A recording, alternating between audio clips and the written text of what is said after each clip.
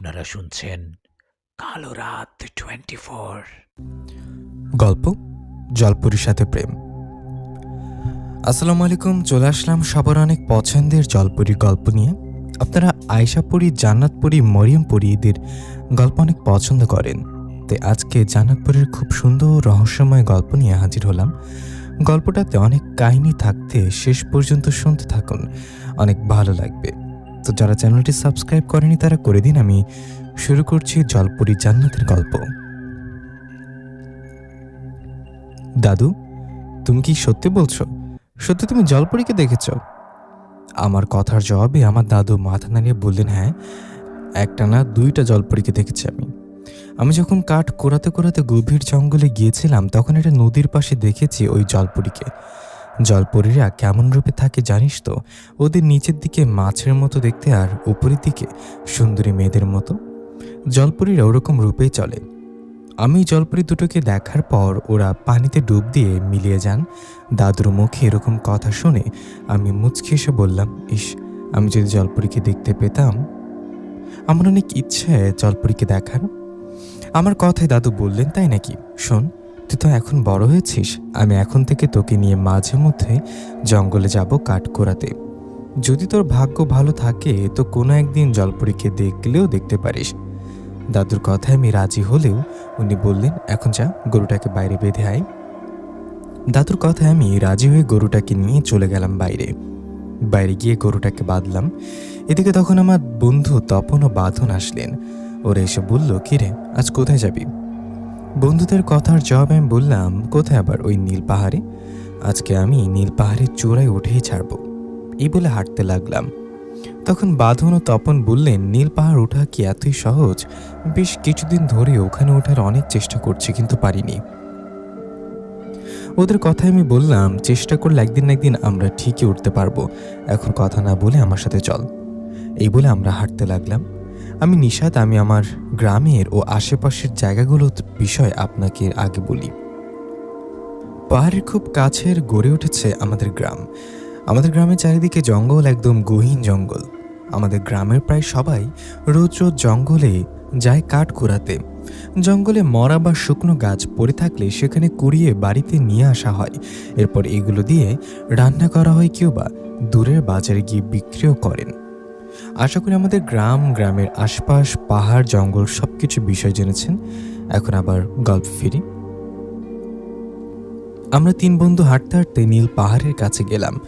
আশেপাশে অনেক পাহাড় আছে, সবগুলোতে আমরা উঠতে পারি, কিন্তু এই নীল পাহাড়টা অন্য পাহাড়ের থেকে অনেক উঁচু, তাই উঠতে পারি না। পাহাড়ের চূড়ায় ওঠার আগেই পড়ে যাই। আমার তিন বন্ধু ওখানে গিয়ে চেষ্টা করি নীল পাহাড়ে উঠতে, কিন্তু রোজ দিনের মতো এবারও ব্যর্থ হই। আমরা নীল পাহাড়ে উঠতে না পেরে ছোট পাহাড়ে উঠে বসে কিছুক্ষণ আড্ডা দিয়ে পর চলে আসি বাড়িতে। বাড়িতে আসার পর দুপুরের খাবার খেয়ে ঘরে শুয়ে থাকি। এমন সময় দাদুকে দেখি কাঠ কোরানোর জন্য জঙ্গলে যাচ্ছে। দাদুকে দেখে আমি সাথে যেতে চাইলে উনি বললেন, না, আজকে না, কালকে তোকে সাথে করে নিয়ে যাব। দাদুর কথা আমি রাজি হয়ে শুয়ে রইলাম। এভাবে দিন পেরিয়ে রাত হলো, আর রাত পেরিয়ে সকাল। কথা মতো সেদিন বিকালে দাদু বললেন, নিশাত চল, আজকে তোকে নিয়ে জঙ্গলে যাব। দাদুর কথায় আমি খুশি মনে ওনার সাথে চলে গেলাম জঙ্গলে। সেখানে যাবার পর দাদু আমি কাঠ কোরাতে কোরাতে জঙ্গলে একটু গভীরে চলে যাই। সেখানে যাবার পর দাদুকে বলি, দাদু দেখো, এই জায়গাটা কত সুন্দর, আমি এখানে বসে থাকি, তুমি কাঠ কোরাও কেমন? আমার কথায় দাদু বললেন, ঠিক আছে, তুই এখানেই বসে থাক। আকাশের অবস্থা ভালো না, ঝড় বৃষ্টি আসতে পারে, আমি একটু সামনে গিয়ে চলে আসবো, তারপর চলে যাব বাড়িতে। দাদুর কথায় আমি রাজি হলে দাদুর সামনের দিকে চলে যায়। তখন আমি সেখানে বসে অপেক্ষা করতে থাকি। এদিকে কিছুক্ষণের মধ্যে আকাশে ঘন কালো মেঘ জমে যায়। গাছের ফাঁক দিয়ে আকাশের দিকে তাকালে মনে হয় কিছুক্ষণের মধ্যে বৃষ্টি নেমে আসবে ভেবে আমি দাদুকে ডাক দিই, কিন্তু দাদু আমার ডাকে সাড়া দেন না। দাদু আমার ডাকে সাড়া না দেয়ায় দাদু যেদিকে কাঠ কোরাতে গেছেন আমি ওদিকে যেতে থাকি। আমি ওদিকে সামনের দিকে যাই, কিন্তু দাদুকে কোথাও দেখতে পাই না। আসলে জঙ্গলের মধ্য দিয়ে ছোট ছোট অনেক রাস্তা, দাদু কোন রাস্তা দিয়ে গেছে এটাই বুঝতে পারছি না। আমি হাঁটছি আর দাদুকে ডাকছি, কিন্তু দাদু আমার ডাকে সাড়া দিচ্ছে না। এদিকে তখন শুরু হলো প্রচণ্ড ঝড় ও বৃষ্টি। প্রচণ্ড ঝড় বৃষ্টি শুরু হওয়ায় আমি দিক বিদিক দৌড়াতে থাকি আর দাদুকে ডাকতে থাকি, কিন্তু তখন আমার ডাক শোনার জন্য আশেপাশে কেউ ছিল না। ঝড়ের মধ্যে জঙ্গলের শুকনো গাছ ভেঙে পড়ে এই ভয়ে আমি দৌড়াতে থাকি। আমি ভাবি সামনে হয়তো কোনো বাড়িঘর পাবো, কিন্তু অনেকক্ষণ দৌড়ানোর পর আমি আশেপাশে কোনো বাড়ি দেখতে পাই না। এদিকে তখন ঝড় বৃষ্টি হয়েই যাচ্ছে। এভাবে সন্ধ্যার আগে আগে ঝড় বৃষ্টি থেমে যায়, চারিদিকে নেমে আসে নীরবতা। ঝড় বৃষ্টি থামায় আমি এদিক সেদিক তাকিয়ে মনে মনে বলি, আমি কোথায়, এটা কোন জায়গা? এই ভেবে আর একটু সামনে এগোলে দেখতে পারি একটা ছোট নদী। নদীটাকে দেখে আমি সামনের দিকে এগিয়ে যাই। আমি নদীর কাছাকাছি যাওয়ায় হঠাৎ একটা আওয়াজ ভেসে আসে আমার কানে। আওয়াজটা কোন দিক দিয়ে আসছে এটা দেখতে ডান দিকে তাকাতেই দেখি আমার কিছুটা দূরে নদীর ধারে শুয়ে আছে একটা জলপরি। জলপরিটাকে দেখে আমি অবাক হয়ে দাঁড়িয়ে রইলাম। আমি হঠাৎ করে জলপরীকে দেখতে পাবো ভাবতে পারিনি, কিন্তু জলপরীটা এভাবে চুপ করে আছে কেন, আর সামনের দিকে ওভাবে রেগে তাকিয়ে আছে কেন? এই ভেবে জলপরীর সামনে দেখলাম গাছের আড়ালে বসে আছে একজন তান্ত্রিক। উনি যে তান্ত্রিক সেটা ওনাকে দেখে বোঝা যাচ্ছিল। আমি দেখি তান্ত্রিক চোখ বন্ধ করে বিড়বিড় করে কি জানি পড়ছে, আর জলপরী তান্ত্রিকের দিকে একটু একটু করে এগিয়ে যাচ্ছে। এরকম অবস্থা দেখে আমি বুঝতে পারলাম এই দুষ্ট তান্ত্রিক নিশ্চয়ই এই জলপরীকে বন্দি করার জন্য এরকম করছে। তান্ত্রিক জলপরীকে বন্দি করে ওনাকে দিয়ে কাজ করাবে, এটা তো হতে পারে না। তাই আমি সাহস করে সামনে থেকে এগিয়ে গিয়ে বললাম, কে ওখানে? আপনি কে এখানে কি করছেন? কিন্তু তান্ত্রিক আমার কথার কোনো উত্তর দিলেন না। তান্ত্রিক চোখ বন্ধ করে বিড়বিড় করে তন্ত্র মন্ত্র পড়েই যাচ্ছে। এমন অবস্থায় আমি জলপরীর দিকে তাকালে দেখি জলপরীটা কান্না করছে আর বাঁচার জন্য আকুতি করছে। এরকম অবস্থায় আমি আবারও তান্ত্রিকের সাথে কথা বলতে গেলে তান্ত্রিক কথা না বলে ওনার মতো কাজ করতে লাগলেন। এদিকে তখন উপায় না পেয়ে আমি এবার তান্ত্রিকের কাঁধে হাত দিয়ে বললাম, এই যে কথা বলছেন না কেন? আমি তান্ত্রিকের কাঁধে হাত দেওয়ার সাথে সাথে দেখলাম সেই জলপরীটা দ্রুত পানিতে নেমে গেল আর মিলিয়েও গেল। এদিকে তখন তান্ত্রিক চোখ খুলে আমার দিকে তাকিয়ে আমাকে একটা ধাক্কা দিয়ে বলল, এই কে তুমি? আমার তন্ত্রমন্ত্র নষ্ট করলে কেন তুমি? তুমি কি জানো এই জলপরীকে বন্দি করতে আমি কতদিন সাধনা করছি? আমার অনেক দিনের সাধনা আজ পূরণ হতে যাচ্ছিল। আমি প্রায় জলপরীটাকে বন্দি করে ফেলেছিলাম। তুমি এসে আমাকে ডাক দিয়েছো, তখন আমাকে ডেকেছো, এতে আমি কোনো সাড়া দিইনি, কিন্তু তুমি যখন আমাকে স্পর্শ করেছ আমি আমার তন্ত্রমন্ত্র কেটে গেছে আর জলপরী পালিয়ে গেছে। তোমার কারণে আমার এতদিনের সাধনা নষ্ট হয়েছে। আমি তোমাকে ছাড়ব না। এই গহীন জঙ্গলে তোমাকে মেরে ফেলে তোমার রক্ত দিয়ে আমি পিশাচ সাধনা করব। জলপরীকে বন্দি করতে পারিনি, পিশাচ জিনকে তো তোমার রক্ত দিয়ে খুশি করতে পারবো। কথাটা বলে তান্ত্রিক তার ব্যাগ থেকে একটা ছুরি বের করে হাতে নিলেন। এদিকে তখন আমি ভয় ভয়ে বললাম, আরে কি করেন? আমি আসলে বুঝতে পারিনি এরকম কিছু হবে, না জেনে করেছি এসব, আমাকে মাফ করে দিন। আমি আসলে রাস্তা ভুলেই জঙ্গলে আসছি, বাড়ি যাবার রাস্তা খুঁজে পাচ্ছি না। আমার এরকম কথায় তান্ত্রিক হাসতে হাসতে বললেন, তাহলে তো ভালো, তোকে মেরে ফেললে কেউ জানবে না, তোর খোঁজ নিতেও কেউ আসবে না। এই বলে তান্ত্রিক ছুরি হাতে আমার দিকে এগিয়ে আসতে লাগলেন। তখন আমি ভয়ে সেখান থেকে দিলাম এক দৌড়। ততক্ষণে চারিদিকে অন্ধকার ভাব চলে আসছে। আমি তান্ত্রিকের ভয়ে কোন দিক যে দৌড়াচ্ছি নিজেও জানি না। আমি দৌড়াচ্ছি, তান্ত্রিক আমার পেছনে পেছনে দৌড়াচ্ছে। প্রাণ বাঁচাতে তখন আমি জোরে দৌড় দিই আর একটা জায়গায় গিয়ে ঘন জঙ্গলে লুকিয়ে পড়ি। আমি লুকিয়ে পড়ায় তান্ত্রিক আমাকে খুঁজে না পেয়ে এদিক সেদিক খুঁজতে থাকে আর সামনের দিকে চলে যায়। তখন আমি ভয়ে সেখান থেকে বেশ কিছুক্ষণ লুকিয়ে থাকি। এদিকে অন্ধকার নেমে আসছে। এই গহীন জঙ্গলে কোথায় হারিয়ে গেলাম, আমার বাড়িও বা কোন দিকে সেটাও জানি না। এই জঙ্গলে অনেক হিংস্র প্রাণী আছে। একে তো প্রাণীর ভয়, তার উপর আবার তান্ত্রিক ছুরি হাতে খুঁজছে আমাকে। আমি নিজের জীবন বাঁচাতে ভাবলাম কোন গাছ উঠব, সকাল না হওয়া পর্যন্ত গাছ থাকবো, সকাল হলে না হয় খুঁজতে থাকবো আশেপাশে কোন গ্রাম আছে কিনা। এই ভেবে একটা গাছে উঠতে যাব, এমন সময় পেছন থেকে আমার কাঁধে কেউ হাত রাখে। আমার কাঁধে কেউ হাত রাখায় আমি মনে মনে ভাবি, সর্বনাশ, নিশ্চয়ই তান্ত্রিক আমাকে ধরে ফেলেছে। এই ভেবে ভয় ভয়ে পেছনের দিকে ঘুরে তাকিয়ে দেখলাম তান্ত্রিক না, আমার পেছনে দাঁড়িয়ে আছে সুন্দর একটা মেয়ে। অন্ধকার রাতে চাঁদের হালকা আলোতেও মেয়েটার মুখ স্পষ্ট দেখতে পাচ্ছিলাম। আমি মেয়েটার দিকে তাকিয়ে আছি, তখন সেই মেয়েটা মুচকে এসে বলে উঠলেন, কি গা চড়ছেন কেন? মেয়েটার কথায় আমি অবাক হয়ে বললাম, আপনি কি এখানে কি করছেন? আমার কথায় মেয়েটা বললেন, আমি সে যাকে কিছুক্ষণ আগে তান্ত্রিকের হাত থেকে বাঁচিয়েছেন। আমি সাধারণ কোনো মানুষ না, আমি সেই জলপরি, আমার নাম জান্নাত। কি আপনি সেই জলপরি? সত্যি বলছেন নাকি? তান্ত্রিকের পাঠানো কোনো জিন বা পরি আপনি?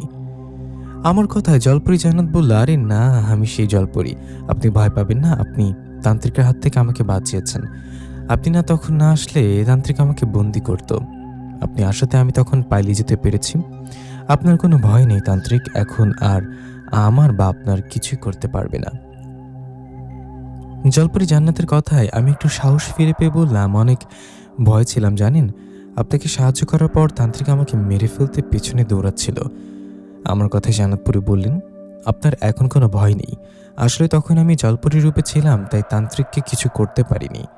আমরা জিনপরীরা অন্য কারো রূপে হঠাৎ কারোর সামনে পড়লে তখন নিজেদের আসল রূপে আসতে পারি না। আচ্ছা, আপনি আমাকে একটা কথা বলুন তো, আপনি এই গভীর জঙ্গলে কেন? এদিকে তো কোনো সাধারণ মানুষ আসে না। জান্নাতপুরীর কথায় আমি সব ঘটনা খুলে বললাম। পরীকে বললাম, আমি ঝড়ের কবলে পড়ে রাস্তা ভুলে গভীর জঙ্গলে চলে আসছি। আমাকে যদি সাহায্য করতেন দয়া করে, আমাকে বাড়িতে পৌঁছে দিলে আমার অনেক উপকার হতো। আমার কথায় জান্নাতপুরী বললেন, আসুন আমার সাথে আসুন, হাঁটতে হাঁটতে কথা বলে, চিন্তা করবেন না, আমি আপনাকে বাড়িতে পৌঁছে দেব। জান্নাতপুরীর কথায় খুশি ওনার সাথে হাঁটতে লাগলাম। এভাবে কিছুটা পথ যেতেই হঠাৎ আমার ও জান্নাতপুরীর সামনে এসে দাঁড়ালো সেই তান্ত্রিক। তান্ত্রিক আমাদের সামনে দাঁড়িয়ে ভয়ঙ্কর এক হাসি দিয়ে বলল, দুজনকে একসাথে পাবো ভাবিনি, তোরা দুজনে আমার শিকার, এবার কোথায় পালাবি? আগে পরীকে বন্দি করি, তারপর তোকে দেখছি। এই বলে তান্ত্রিক তার ব্যাগ থেকে ধুলোর মতো কিছু একটা বের করে হাতে নিল। হাতে নিয়ে চোখ বন্ধ করে বিড়বিড় করে কি জানি পড়তে লাগলো। এদিকে তখনই জান্নাতপুরী দ্রুত গিয়ে তান্ত্রিকের বুকে আঘাত করে ওকে ফেলে দিলেন। জান্নাতপুরীর আঘাতে তান্ত্রিক পরে গিয়ে কিছু বলতে যাওয়ার আগে জান্নাতপুরী আবার আঘাত করলেন। জান্নাতপুরী আঘাতে তান্ত্রিক এবার উঠে সেখান থেকে দৌড়ে পালাতে গেলে জান্নাতপুরী তান্ত্রিককে আঘাত করতে করতে বললেন, আমাকে বন্দি করবি না, আয় বন্দি কর। কথাটা বলে রেগে জান্নাতপুরীকে মেরে ফেললেন। তান্ত্রিককে মেরে ফেলে আমাকে বললেন, এখন আর ভয় নিয়ে আসুন। পরীর কথায় আমি ওনার পেছনে পেছনে হাঁটতে বললাম, আচ্ছা আপনার কি এখানেই থাকেন? এই তান্ত্রিক আপনার ঠিকানা কিভাবে জানলো? আমার কথা জবাবে জান্নাতপুরী বললেন, আমরা এখানে থাকি না, আমাদের রাজ্য আছে, প্রাসাদ আছে। আসলে জঙ্গলের এই জায়গাটা অনেক পছন্দ আমার, তাই আমি মাঝে মধ্যে আমার পরিবন্ধুদের সাথে এখানে আসি, কিছুটা সময় কাটিয়ে চলে যাই। তান্ত্রিক নিশ্চয়ই কোনো জিনের মাধ্যমে খোঁজ পেয়েছে আমরা এখানে আসি। আমাদের খোঁজ পাওয়ায় তান্ত্রিক লুকিয়ে আমাদের ফলো করে, আর আজকে আমরা এখানে আসায় হঠাৎ তান্ত্রিক আমাকে আটকে ফেলে। আমি তান্ত্রিকের কাছে আটকে যাই, বাকি সবাই পালিয়ে যায়। আপনি আর 2 কি 3 মিনিট পর আসলেই তান্ত্রিক আমাকে বন্দি করত। আল্লাহ আপনার ওসিলায় আমাকে বাঁচিয়েছে। জান্নাতপুরীর কথা আমি বললাম, আমি আপনার উপকার করেছি, আপনি আমাকে বাড়িতে পৌঁছে দিচ্ছেন, এটা তো অনেক বড় উপকার। আপনি না আসলে জানি না বাড়িতে কখন আসতে পারতাম কিনা।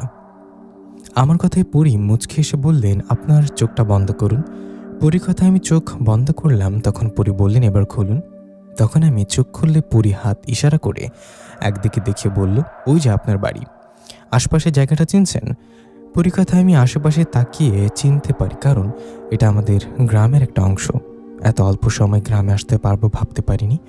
আমি আমাদের গ্রাম দেখে অনেক খুশি হয়ে পরীকে বললাম, অনেক ধন্যবাদ জান্নাতপুরী, আমাকে গ্রামে পৌঁছে দেওয়ার জন্য। আমাদের কি আর কখনো দেখা হবে? তখন জান্নাতপুরী বলল, হতেও পারে, যান বাড়িতে যান। জান্নাতপুরীর কথায় খুশি হয়ে চলে গেলাম বাড়িতে। আমি বাড়িতে গিয়ে দেখি আমার মা, বাবা, দাদা, দাদি কেউ ঘুমায়নি, সবাই জেগে আছে। আমি বাড়িতে গিয়ে মাকে ডাক দেওয়ার সাথে সাথে সবাই দৌড়ে বেরিয়ে এসে বললেন, আরে নিশাত, তুই কোথায় হারিয়ে গিয়েছিলি? কথাটা বলে মা কান্না করতে লাগলেন আর বলতে লাগলেন, তো দাদু তোকে জঙ্গলে হারিয়ে ফেলে বাড়িতে আসার পর আমরা আরও অনেকে তোকে খুঁজতে যাই, কিন্তু তোকে কোথাও খুঁজে পাই না। তোকে খুঁজে না পেয়ে ভাবি তুই হয়তো বেঁচে নেই। আল্লাহর কাছে লাখ লাখ শুকরিয়া তুই বেঁচে বাড়িতে ফিরে আসলি। মায়ের কথা আমি বললাম, কান্না করো না মা, আসলে তখন ঝড় আসায় দাদু আমি আলাদা হয়ে যাই। আমি দাদুকে খুঁজতে থাকি, কিন্তু উল্টো হারিয়ে জঙ্গলে গভীরে যাই। আমার কথায় দাদু বললেন, নিশাত, পরে তুই জঙ্গলের মধ্যে থেকে বাড়িতে আসলি কিভাবে? দাদুর কথার জবাবে একটু চুপ করে রইলাম, কারণ কাউকে তো জলপরি জান্নাতের কথা বলা যাবে না। তাই দাদুকে বললাম, আমি জঙ্গলের মাঝে যাবার পর যে কোনো একদিকে যাবার সিদ্ধান্ত নেই আর ওইদিকে যেতে থাকি। এভাবে প্রায় 1 ঘন্টা হাঁটার পর জঙ্গল থেকে বেরিয়ে আসতে সক্ষম হই আর বাড়িতে চলে আসি। আমার কথা তখন আর কেউ কথা বাড়ালেন না। তখন বাবা বললেন, চল চল ঘরে চল। কথাটা বলে হাত মুখ ধুয়ে ঘরে গেলাম। ঘরে গিয়ে খাবার খেয়ে ঘুমিয়ে গেলাম। পরের দিন সকালে আশেপাশে সবাই আসলেন আমাকে দেখতে, কারণ সবাই জানতো আমি হারিয়ে গেছি। এদিকে আমার বন্ধুরাও আসছে। ওরা এসে বলল, নিশা, জানিস কালকে কতটা মন খারাপ হয়েছিল? তোর মা বাবার সাথে আমরা গিয়েছিলাম তোকে খুঁজতে, কিন্তু তোকে কোথাও খুঁজে পাইনি। তোকে আবার ফিরে পাবো ভাবিনি। বন্ধুদের কথাই ওদের বললাম, হারিয়ে গিয়েছিলাম, ভাগ্য ভালো থাকায় ফিরে আসতে পারছি। এখন চল পাহাড়ে যাব।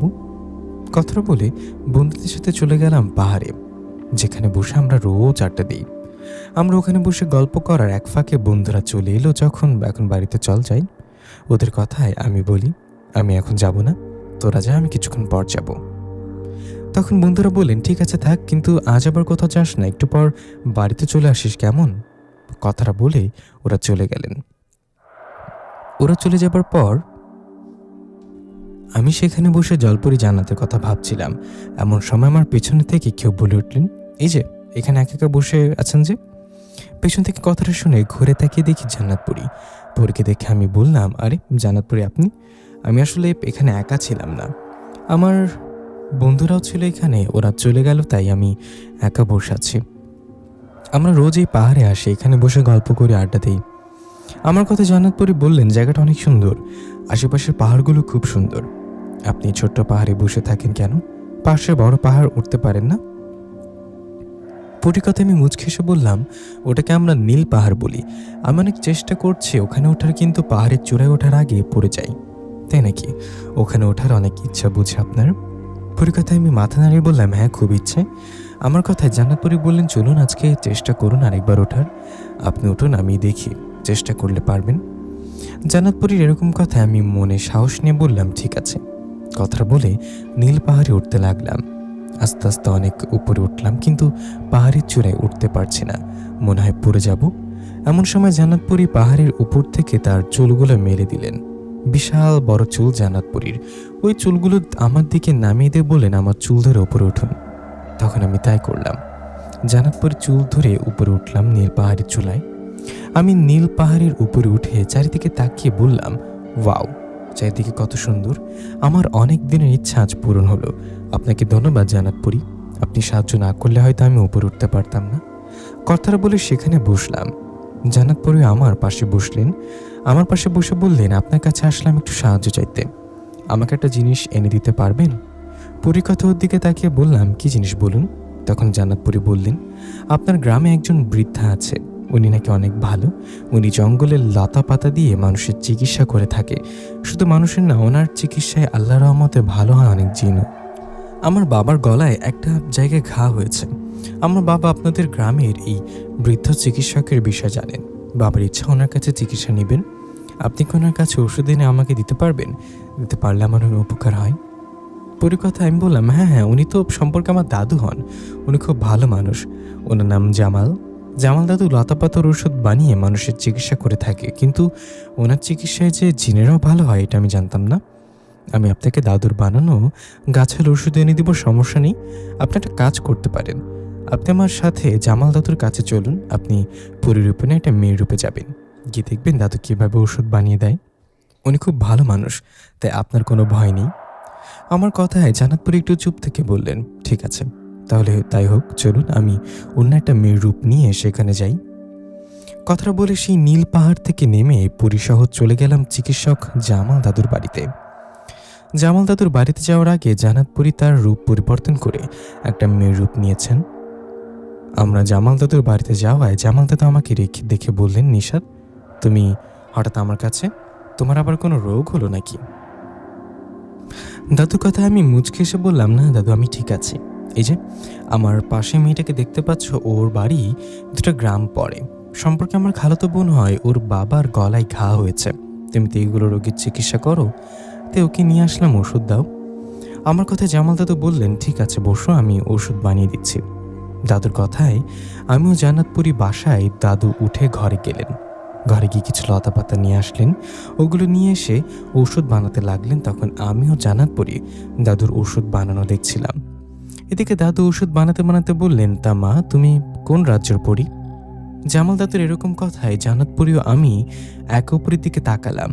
তাকে দাদুকে বললাম, দাদু কি বলে এসব, ও পরি বা তো মানুষ? আমার কথা জামাল দাদু মুচকে এসে বললেন, তুই কি আমাকে বোকা ভাবছিস? আমি সব জানি। আমি কবিরাজি চিকিৎসা করে আবার কবিরাজি জানি। আমার এখানে কোনো জিন পরি আসবে আর আমি সেটা বুঝতে পারবো না, তা কি হয়? তোমরা যখন এসছো এখানে তখনই বুঝতে পারছিলাম। কথাটা বলে জামাল দাদু জান্নাতপুরীর দিকে তাকিয়ে বললেন, শোনো মা, তোমার কোনো ভয় নেই। তুমি একটা পরি আমাকে বলতে পারতা, আমার চিকিৎসা আল্লাহর রহমতে অনেক জিনেরাও সুস্থ হয়। যাই হোক, তুমি মানুষ রূপে আসছো, তোমাকে ওষুধটা বানিয়ে দিলাম। এগুলো তোমার বাবার গলায় যা ঘা হয়েছে সেখানে লাগাবা, আল্লাহ চাইলে উনি সুস্থ হবেন। কথাটা বলে জামাল দাদু ওষুধ দেয় জান্নাতপুরী খুশি হয়ে একটা সোনার কয়েন বের করে জামাল দাদুকে দিলেন, কিন্তু জামাল দাদু নিলেন না। অনেক জোরাজোরি করে উনি সোনার কয়েনটা না নেয় আমিও জান্নাতপুরী দাদুর কাছ থেকে বিদায় নিয়ে আবার সে পাহাড়ের কাছে যাই।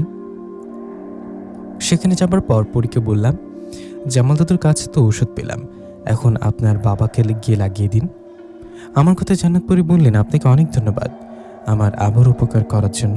আমি এখনই আমার রাজ্যে যাচ্ছি।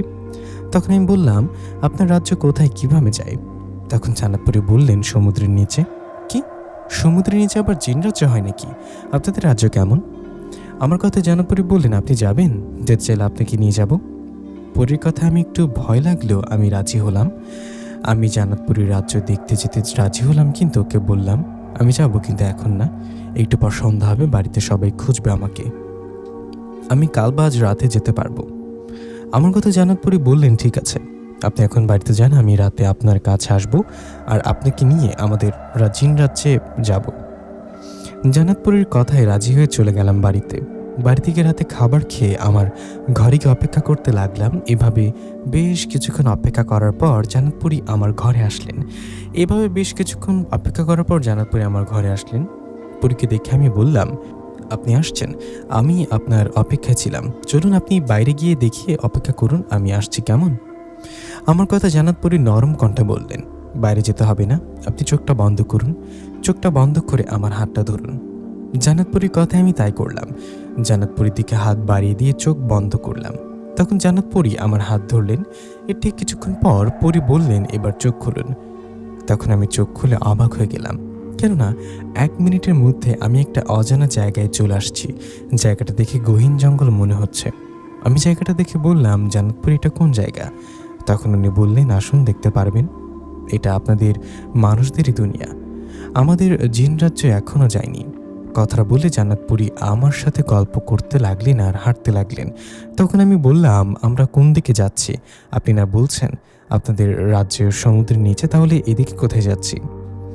আমার কথা হিসাবে পরি বললেন, শুনুন, আমরা সেদিক দিয়ে যাচ্ছি, এই সামনে গেলেই একটা নদী পড়বে, আমরা নদীর কাছে পৌঁছালে একটা নৌকা দাঁড় করানো দেখতে পাবো। সেই নৌকাটা দেখে নৌকায় উঠে বসলে নৌকাটা একা একা চলবে আর মাঝ নদীতে গিয়ে থেমে যাবে। আপাতত এতটুকু জেনে রাখুন, নৌকাটা মাঝ নদীতে যাওয়ার পর কি করতে হবে আমি আপনাকে তা বলে দেব পরে। জান্নাতপুরীর কথায় আমি আর কথা বাড়ালাম না, ওনার কথা মতো আমি হাঁটতে লাগলাম। এভাবে বেশ কিছুক্ষণ হাঁটার পর একসময় পৌঁছে গেলাম নদীর পাড়ে। সেখানে পৌঁছে দেখলাম সত্যি ওখানে একটা নৌকা দাঁড়িয়ে আছে। নৌকাটা দেখে জান্নাতপুরী বললেন, উঠুন। তখন আমি নৌকায় উঠে বসলাম। ওদিকে জান্নাতপুরীও নৌকায় উঠে বসলেন। জান্নাতপুরী বসার সাথে সাথে নৌকাটা একা একা চলতে লাগলেন। এভাবে বেশ কিছুক্ষণ চলার পর মাঝ নদীতে গিয়ে নৌকাটা থেমে গেলেন।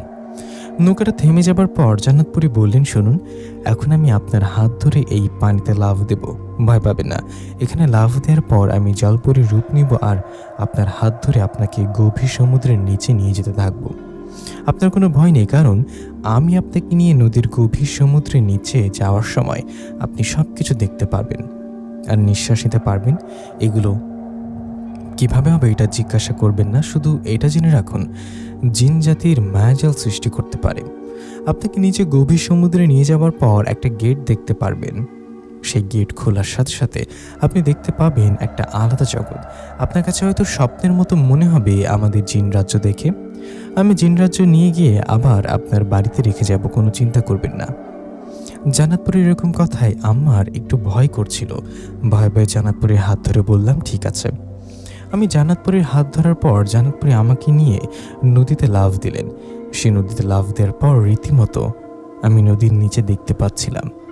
তখন জান্নাতপুরীর জলপরীর রূপ নিয়ে আমার চারিদিকে ঘুরতে লাগলেন। এরপর আমার হাত ধরে গভীর সমুদ্রের নিচে যেতে থাকেন। এভাবে বেশ কিছুক্ষণ ধরে অনেক গভীরে নিয়ে গেলেন আমাকে।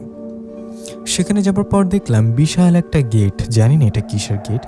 সেই গেটের কাছে যাবার পর ওটা খুলে গেলেন আর আমি দেখলাম এক নতুন রাজ্য। জিন রাজ্য এত সুন্দর হয় আগে জানা ছিল না। আমরা গেট খুলে জিন রাজ্যে যাবার পর আমাকে নিয়ে তার প্রাসাদে গেলেন।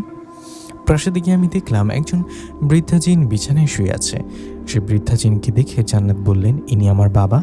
এরপর জান্নাতপুরী ওর বাবাকে বললেন, বাবা, ইনি সেই যিনি আমাকে সাহায্য করছিল। ইনি সঠিক সময় না আসলে সেদিন তান্ত্রিক আমাকে বন্দি করত। শুধু তাই না, আজকে তোমার ঔষধ আনতে ইনি আমাকে সাহায্য করেছিল। জান্নাতপুরীর কথায় ওর বাবা বললেন, কেমন আছো বাবা? বসো, আমার পাশে বসো। তোমাকে অনেক ধন্যবাদ বাবা, আমার মেয়েও আমার ওষুধ আনতে সাহায্য করার জন্য।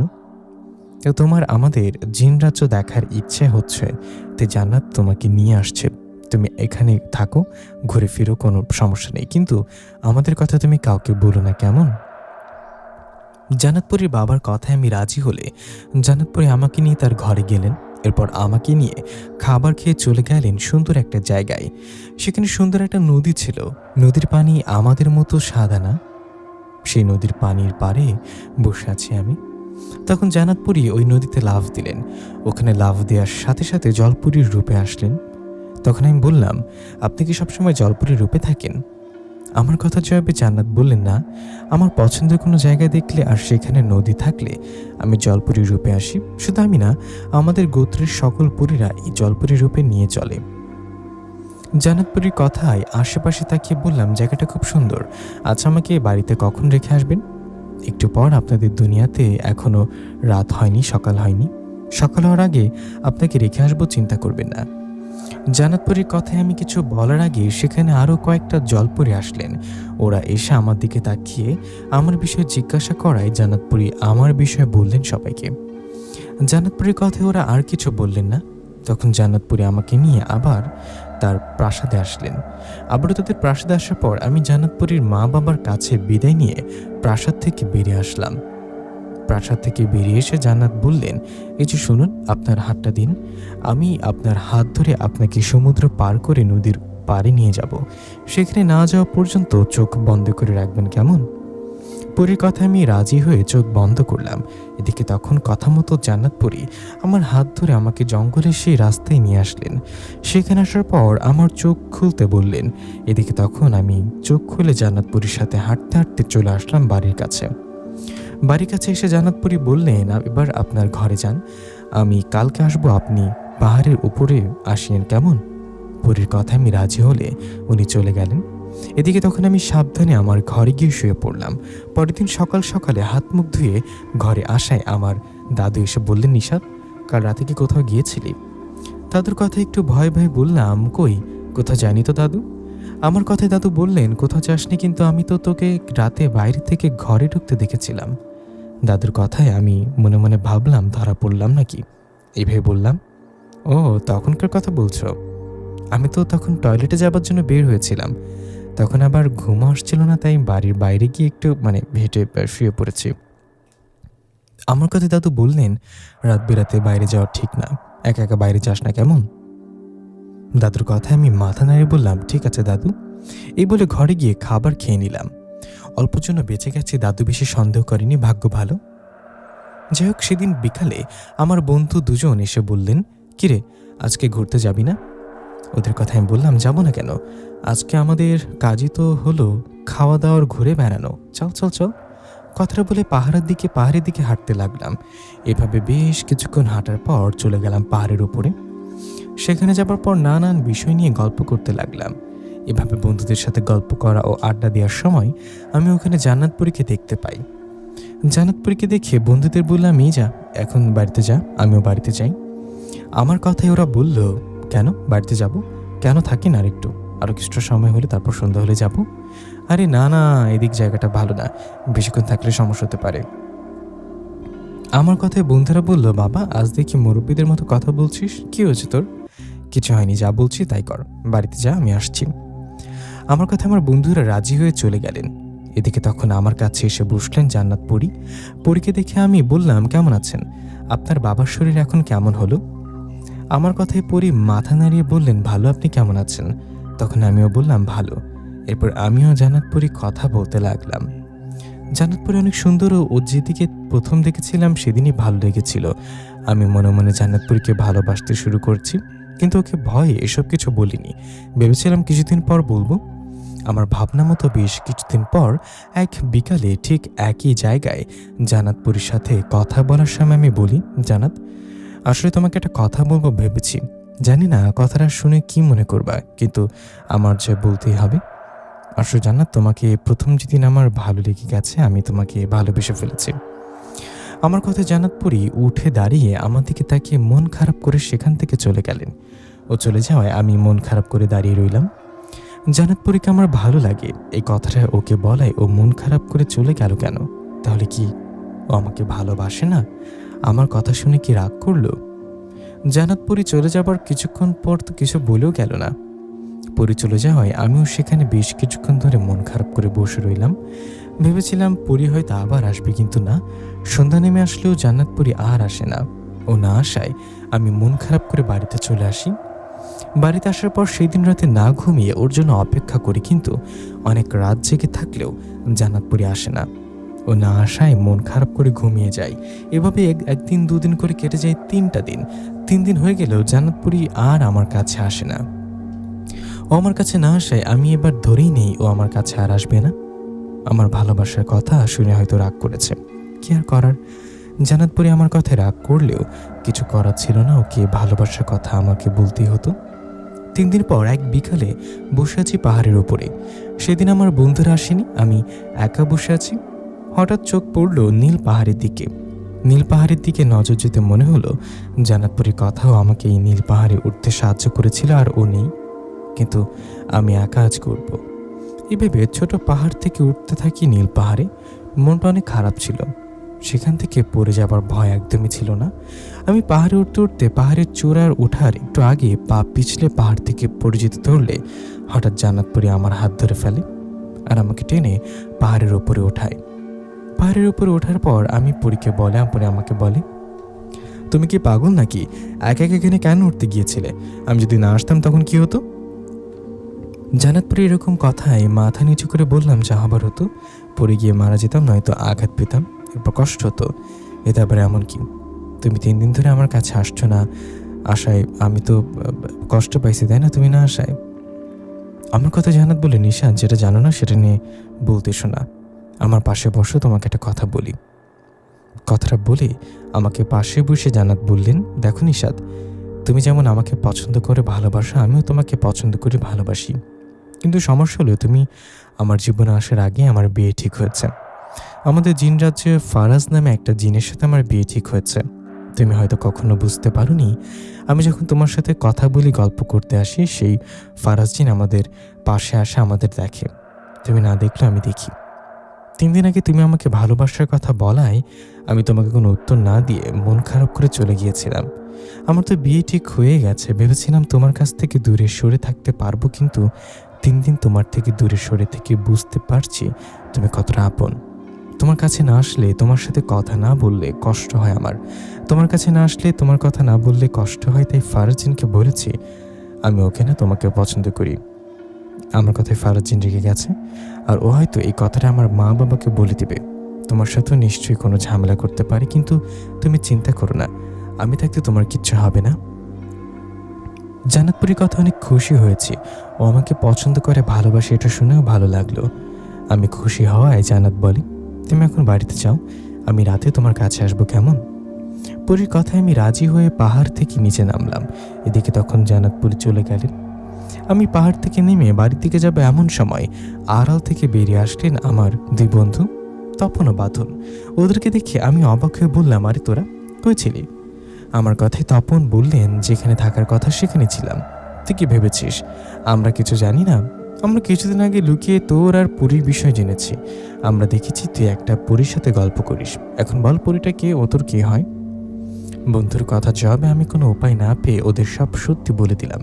ওদের বললাম, তোরা আমার পাশে যাদের দেখিস ওর নাম জান্নাত। জান্নাতপুরীও আমি একে অপরকে পছন্দ করে ভালোবাসি। দেখ, তোরা আমার ভালো বন্ধু, তোদের বিশ্বাস করে সব বললাম। আশা করি তোরা কাউকে আমাদের বিষয়ে বলবি না। আমার কথায় বাঁধন বললেন, ঠিক আছে, আমরা তোর কথা রাখবো, কিন্তু তোকে কথা দিতে হবে তোর পুরীকে আমাদের সামনে একদিন নিয়ে আসবি, কথা বলিয়ে দিবি। ওদের কথায় আমি রাজি হলাম আর বললাম, ঠিক আছে, আমি তোদের আবদার রাখবো। তোরা আমার কথা রাখিস কেমন? যে এখন বাড়িতে যা, সন্ধ্যা হয়ে আসবে। আমার কথা ওরা চলে গেলে আমিও চলে গেলাম বাড়িতে। বাড়িতে যাবার কিছুদিন পর সন্ধ্যা নেমে এলো। তখন আমিও দাদু বসে গল্প করছি। এমন সময় একটা ছেলে আসলেন আমাদের বাড়িতে।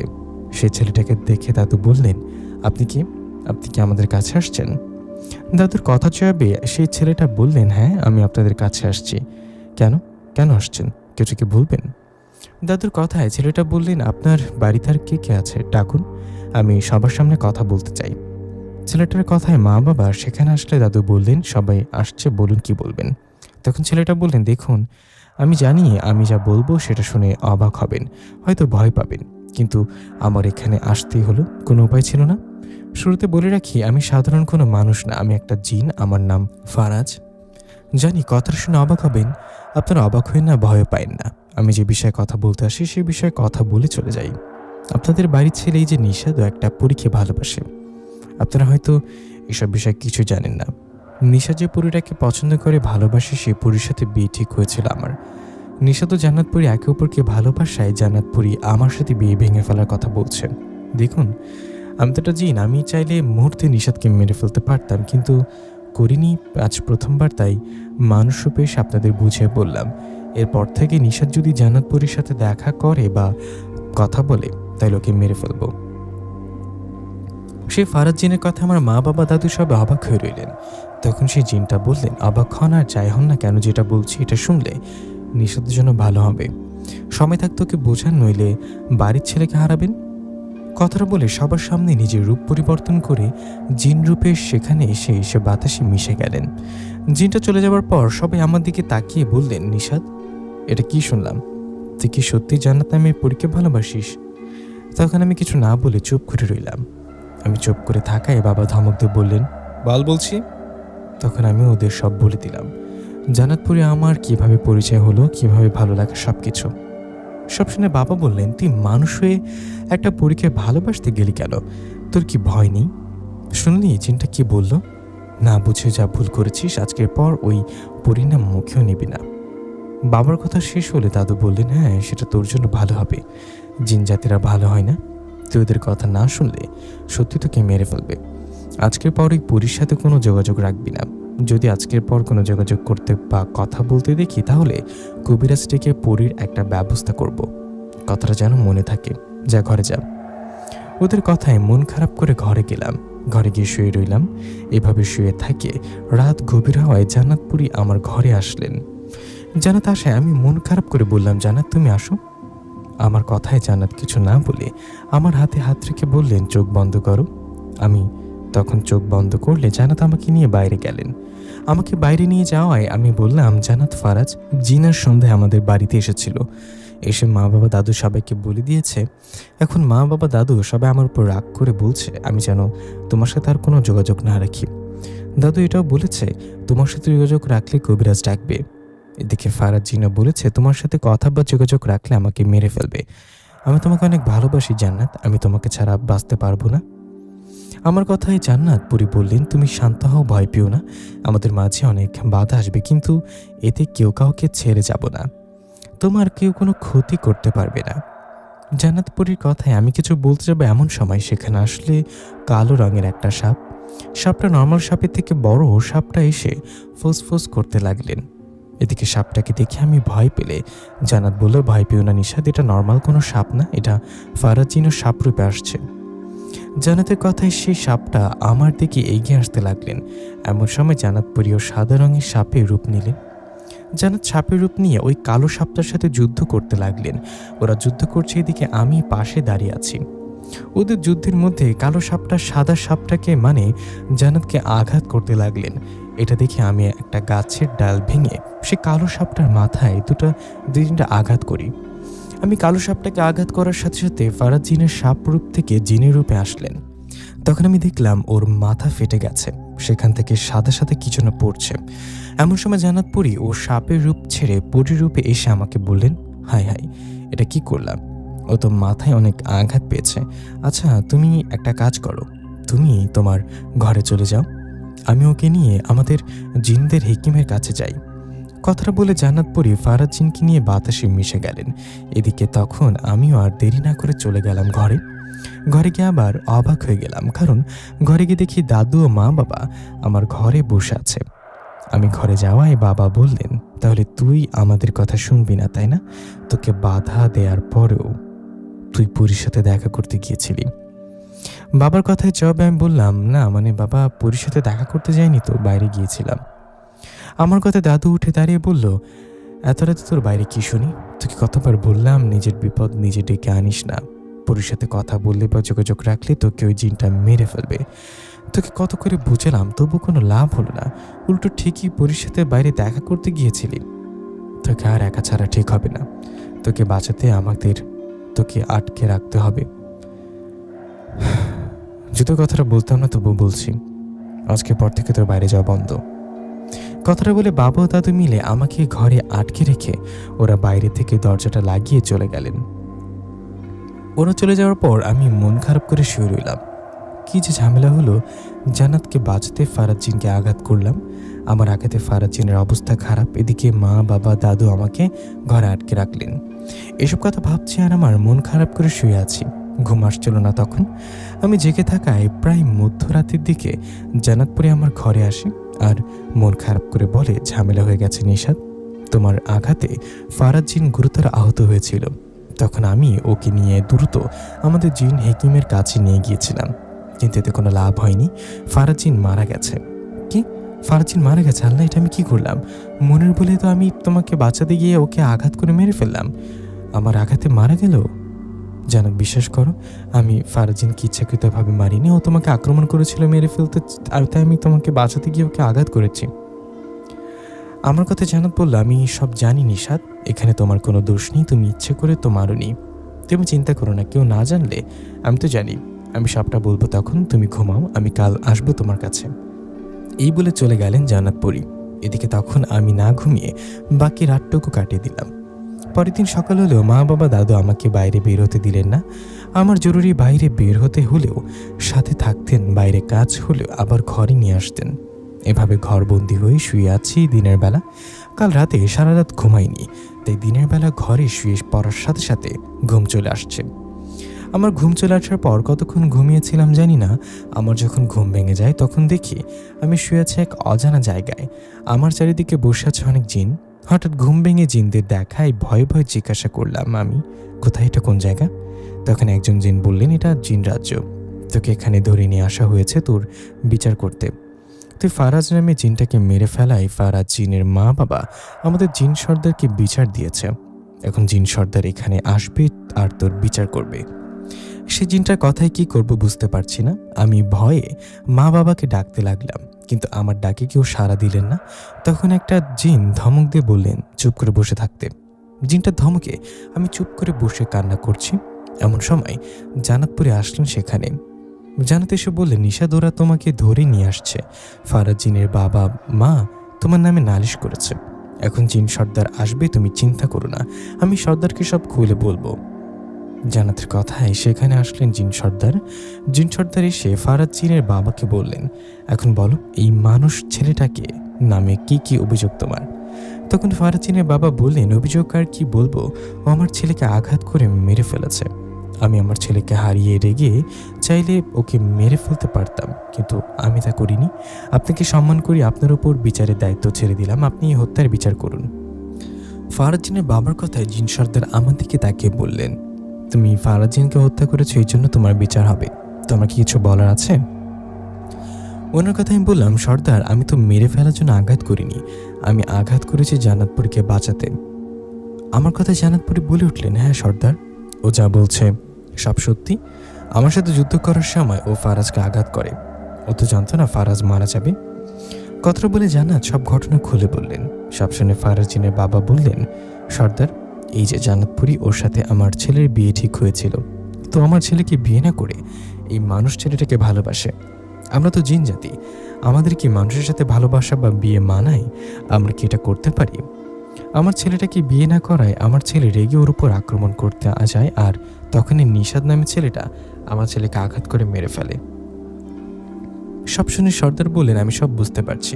কথাটা বলে সর্দার জান্নাতকে বললেন, তুমি কি জানো না আমাদের জিন রাজ্যের নিয়ম? তুমি জিন জাতি হয়ে মানুষকে ভালোবাসতে বা বিয়ে করতে পারো না, এটা তোমার অপরাধ। তোমার থেকে বড় অপরাধ হলো ছেলেটা ও ফারাজ জিনকে হত্যা করেছে।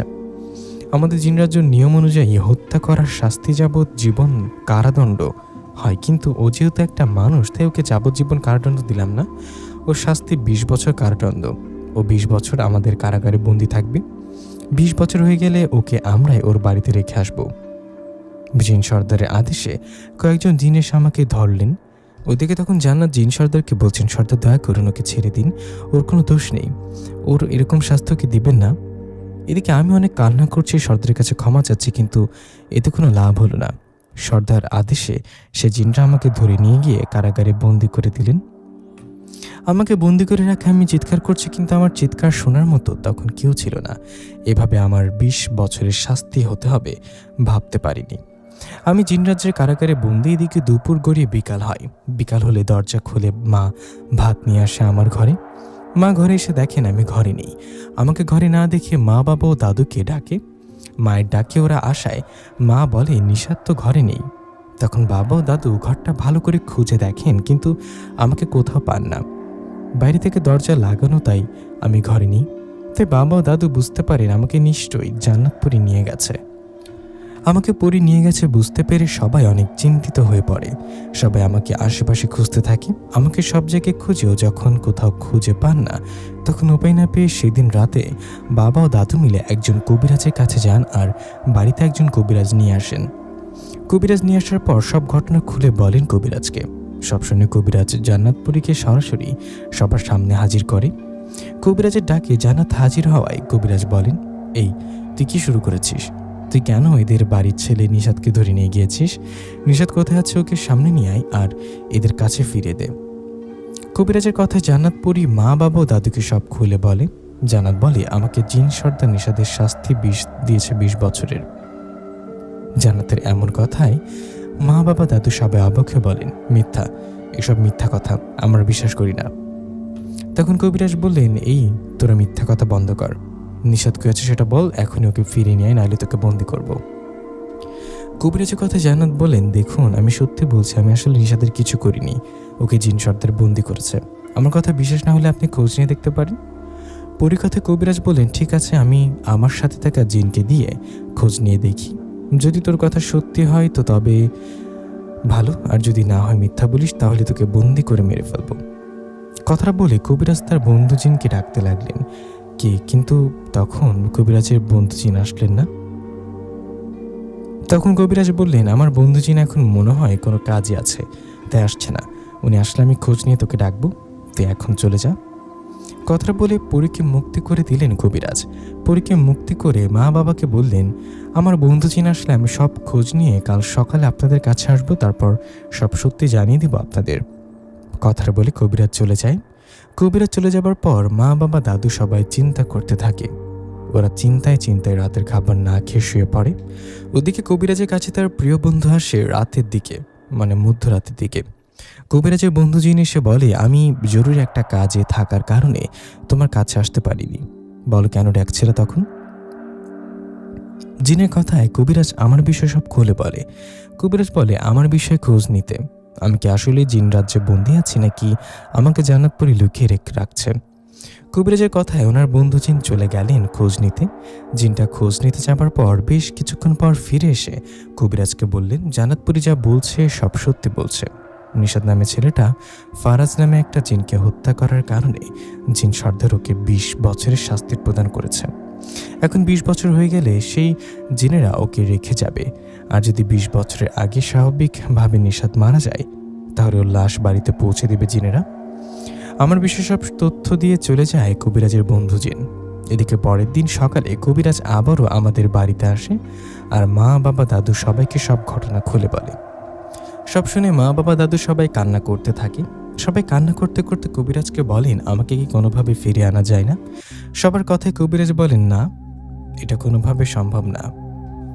যদি জিন সর্দার ইচ্ছে করে আমাকে ছাড়ে তো ছাড়বে, নইলে ২০ বছরের আগে কেউ আমাকে ছাড়তে পারবে না। তখন বাবা ও দাদু রেগে গিয়ে বললেন, যে পরীর কারণে আমাদের ছেলে জিন রাজ্যে বন্দি, সেই পরীকে আমরা ছাড়ব না। আপনি এখনই পরীকে হাজির করুন আর বন্দি করুন। বাবা ও দাদুর কথায় কবিরাজ বললেন, দেখুন, এখানে পরীটার কোনো দোষ নেই। ও ভালো, নিশাদকে সত্যিকারের ভালোবেসেছে। ও নিশাদের তো যা শাস্তি হবার হয়েছে, এখন মিছে মিছে পরীকে শাস্তি দিয়ে কী করবেন? পরীকে ছেড়ে দিন। তখন আমার মা বাবা ও দাদু জেদ ধরে বলেন, না, আমরা পরীকে বন্দি করবই। সবার কথায় কবিরাজ বললেন, না, আমি এসব পারবো না। পরীটার দোষ থাকলে তখন হয় না হয় ওকে বন্দি করতাম, কিন্তু ওর তো কোনো দোষ নেই। আমি এসব পারবো না, ভালো থাকবেন আপনারা। কথাটা বলে সে কবিরাজ চলে যায়, কিন্তু মা বাবা দাদু তখনও থেমে থাকেনি। ওরা আমাকে হারানোর কষ্টে রেগে অন্য আরেকটা কবিরাজকে নিয়ে আসে, আর সে কবিরাজকে টাকা দিয়ে জান্নাতপুরীকে হাজির করান। এই কবিরাজ জান্নাতপুরীকে হাজির করে বোতলবন্দি করার কাজ শুরু করে। তখন জান্নাতপুরী মা বাবা দাদু এদের কাছে অনুরোধ করতে লাগলেন তাকে যেন ছেড়ে দেয়া হয়। তার তো কোনো দোষ নেই, কিন্তু সবাই জান্নাতপুরীর অনুরোধ অপেক্ষা না করে জান্নাতপুরীকে বোতলবন্দি করেন। জান্নাতপুরীকে বোতলবন্দি করার পর সেই বোতলটা কবিরাজ নদীতে ফেলে দিয়ে চলে যান। এই ঘটনার পর ১ কান ২ কান করে গ্রামের সবাই আমার বিষয় জেনে যান। সবাই জেনে যান আমি জিনরাজ্যের কারাগারে বন্দী। এভাবে ১ দিন ২ দিন করে কেটে যায় ৬টা মাস। ৬ মাস পর আমি যে জিনরাজ্যে বন্দী আছি, সেই জিনরাজ্য, সেই জিন সর্দার, ওনার একটা অসুখ হয়। ওনার গলা ও জিহ্বায় ঘা হয়। যে ঘা হবার কারণে উনি ওনাদের যে হেকিম তার চিকিৎসা নেন, কিন্তু এতে ওনার উপকার হয় না। এদিকে দিন যত যেতে থাকে জিন সর্দার তত অসুস্থ হতে থাকে। ওনার অসুস্থতায় অনেক জিন হেকিম চিকিৎসা করেন, কিন্তু এতে কোনো লাভ হয় না। তখন জিন সর্দার তার জিনদের আদেশ করেন, কোথায় কে আছে খোঁজ করে যা, আমার গলা ও জিহ্বার যা ভালো করতে পারে কে। জিন সর্দারের আদেশে তারা জিনেরা বিভিন্ন জায়গায় খোঁজ নিতে থাকে। জিনেরা বিভিন্ন জায়গায় খোঁজ নিতে নিতে একজন জিন খোঁজ পান আমাদের গ্রামে জামাল দাদুর কথা। কোন জামাল দাদুর কথা বলছে মনে আছে তো? যে জামাল দাদু গাছের লতাপাতা দিয়ে ওষুধ বানান, যিনি মানুষের পাশাপাশি অনেক জিনের ও চিকিৎসা করেছেন, যার কাছে একবার ওষুধ নিতে গিয়েছিলাম আমিও জান্নাতপুরী, সে জামাল দাদু। তো জিনটা জামাল দাদুর বিষয়ে জানতে পেরে জিন সর্দারের কাছে ফিরে যান। জিন সর্দারের কাছে গিয়ে বললেন, সর্দার, এরকম একটা ঘটনা, একজন মানুষ আছেন যিনি কিনা মানুষ ও জিনের চিকিৎসা করে থাকেন। আপনি বললে ওনাকে বলতে পারি আপনার চিকিৎসা করাতে। জিনটার কথায় জিন সর্দার বললেন, ঠিক আছে, তাই করো। ওনার কাছে এখনই গিয়ে ওনাকে সালাম জানিয়ে সম্মান করে আমার বিষয় সব খুলে বলবা। ওনাকে আরও বলবা, দয়া করে উনি যেন আমার চিকিৎসা করেন, উনি যেন তোমার সাথে আমার কাছে আসেন আর চিকিৎসা দিয়ে চলে যান। জিন সর্দারের কথায় সে জিনটা চলে যায় জামাল দাদুর কাছে। জামাল দাদুর কাছে গিয়ে সালাম জানিয়ে সব ঘটনা খুলে বলে। জিনটা বলেন, আপনার কোনো ভয় নেই, আপনি আমাদের জিন সর্দারের চিকিৎসা দিয়ে চলে আসবেন, আপনাকে আমরা নিয়ে যাব, আবার আমরাই আপনাকে রেখে যাব। জিনটার কথায় জামাল দাদু বললেন, আমি আপনার কথা বুঝতে পারছি, কিন্তু আমি তো বাড়ি ছেড়ে কোথাও যাই না। আপনি আসছেন আপনার জিন সর্দারের সম্মানের ক্ষেত্রে, আমি ওনার চিকিৎসার জন্য ওষুধ দেই, আপনি এই ওষুধটা নিয়ে ওনাকে লাগিয়ে দিন, আল্লাহ চাইলে উনি সুস্থ হবেন, পরে না হয় আমার যেতে হলে আমি যাব। কথাটা বলে জামাল দাদু গাছের লতাপাতা দিয়ে ওষুধ বানিয়ে জিনটাকে দিয়ে দেন। জিনটাকে ওষুধ দিয়ে ও সেটা নিয়ে চলে যায় আর জিন সর্দারকে সব খুলে বলে। এরপর জিন সর্দারের গলা ও জিহ্বায় ওষুধটা লাগিয়ে দেন।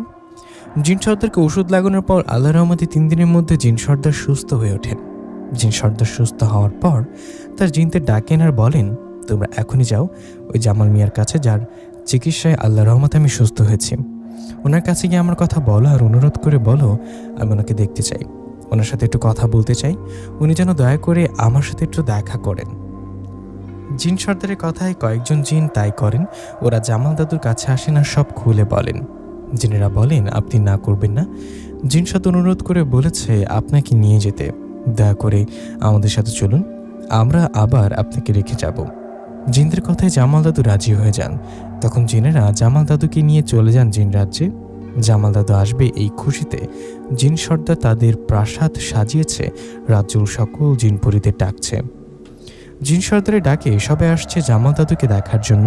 এদিকে জিনেরা জামাল দাদুকে নিয়ে যান জিন সর্দারের প্রাসাদে। তখন সর্দার দাদুকে সালাম জানান, এরপর সম্মান জানিয়ে বসতে দেন। জিন সর্দারের কথায় জামাল দাদু বসলে তখন সর্দার বলেন, আমি রাজ্য জিন সর্দার, হঠাৎ আমার একটা রোগ হয়। তখন আমি নানজানের চিকিৎসা নেই, কিন্তু কোনো উপকার হয়নি। চিকিৎসা নিয়ে আমার কোনো উপকার না হওয়ায় আমার অবস্থা ধীরে ধীরে খুব খারাপ হয়।